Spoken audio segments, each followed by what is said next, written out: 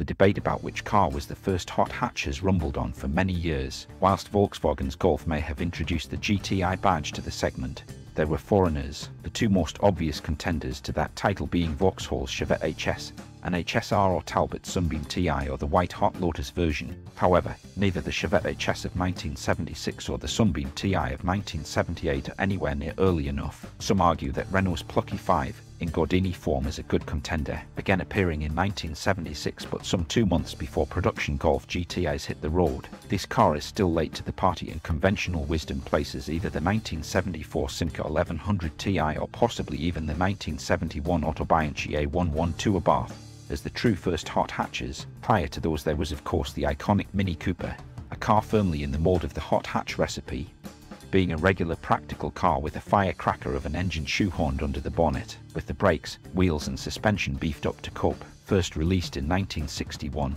the Mini Cooper does seem like an obvious choice, but of course it is disqualified by virtue of the fact that whilst it may be hot, it isn't a hatchback at all. The car I want to talk about today snatches defeat from the jaws of victory on the same basis, but nobody, including many of those who own them, actually realizes. Initially released in 1971, the Alfa Romeo Alphasud is definitely early enough. In 1973 Ti form, with its twin Weber carburation and 5-speed gearbox, it was certainly hot enough. When I owned my own 1983 Alphasud 1.5 Ti green cloverleaf, resplendent in Alfa Rosso Corsa gleaming red paint, I firmly believed it to be an example of the earliest hot hatch. It was hot, it was a hatchback, and it first appeared in the early 70s. How could I be wrong? Well, it turns out that the earliest Alphasuds, indeed those up until 1981, were a saloon. There was only the later cars that featured the hatchback tailgate, with the earlier cars having a boot similar to the original Mini. Please don't let the fact that these cars are not the original hot hatch detract in any way.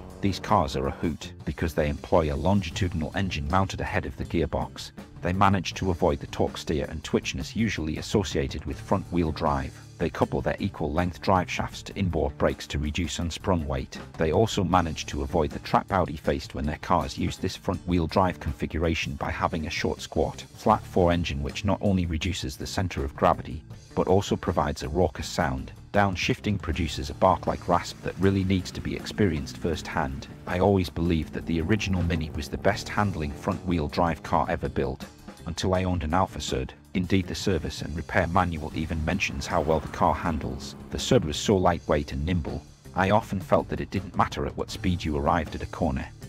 It would confidently go around without a hint of drama. There are plenty of articles written about the history and development of the Sud, and some of them make good reading. I can only speak from personal experience, which is that to drive, they are sublime in every way. To work on, they are well laid out and fairly easy to get to most components, and to look at that, it all design bodywork, especially in the related coupe form, is a true delight. In all, I own 3 Suds, my 1500 Ti plus a pair of Sprints, a 1.5 green cloverleaf and a 1.7 gold cloverleaf. If you ever get the chance to drive or to own a Sud or related model, don't be put off by the car's reputation. When they are working right, they are an absolute joy. I would like to thank JM on Cars for kindly letting me use footage from his excellent YouTube channel.